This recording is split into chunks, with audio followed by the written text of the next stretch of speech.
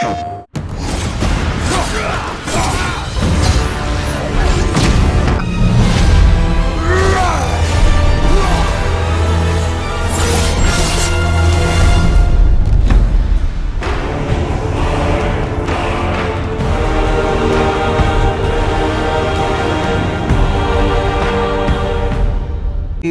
put the power behind a move. You are in control of fire and earth and water and wind.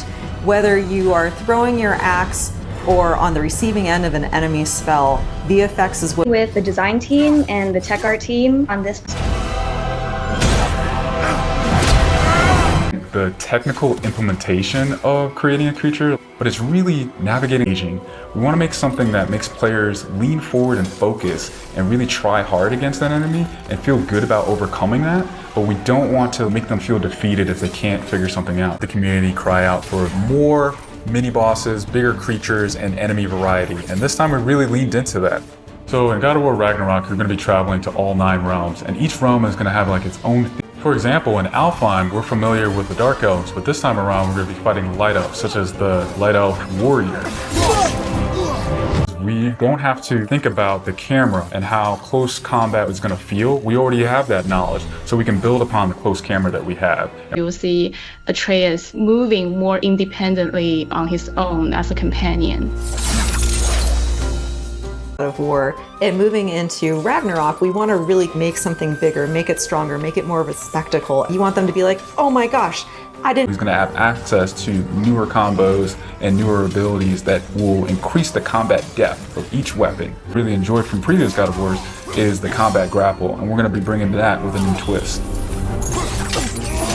I'm very universal moves that brings so much more speed into the movement and the dynamic feel to it. And choice to a shield loadout. It really go for a shield that gears towards parrying. If you're a big blocker, then you could choose a shield that will really match your playstyle. Building up the stun meter this time around is going to lead to different ways to basically decapitate the enemy. Added for Kratos is his new pre-fall attacks. You could jump off a ledge, slam down on him. That it's super engaging, and as Kratos, now that you have ability and that you can also take advantage of that verticality, I think it just adds such another interesting layer to a fight. In God of War Ragnarok, we've enhanced the Kratos and Atreus duo alongside you, and sometimes even surprise you with his combo abilities too. Actions that you'll see Atreus do leverage the fact that he's older now, he's bigger now. Magic has a different flavor. Side by side together, there are also a lot of mini games and play, for example, like the puzzle systems and the set pieces. You definitely will see a lot.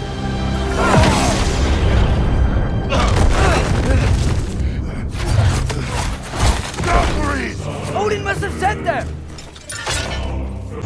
You basically iterate and iterate and iterate, and it takes testing and just seeing what works to really figure out the personality of something. Basically, every department gives it spectacular. On this project, For the old father! Are similar to like chess and focusing on the chess pieces. Each piece has its own theme and its own use. As the player. Or we'll add the different rings, such as what we did in the last game, that let you know that this attack is unblockable, you need to dodge it.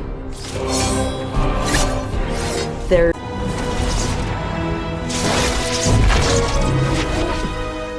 Everything you design has to be surrounding the base. To experience the diversity of enemies that this game has to offer.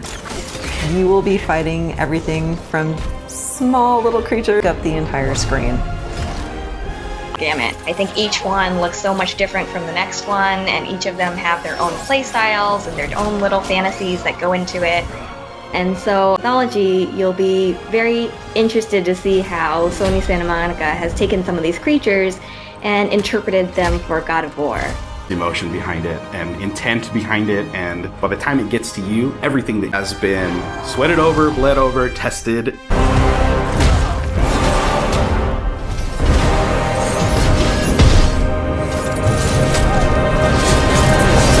I think what the players really love is the powerfulness of it. When you are playing as Kratos,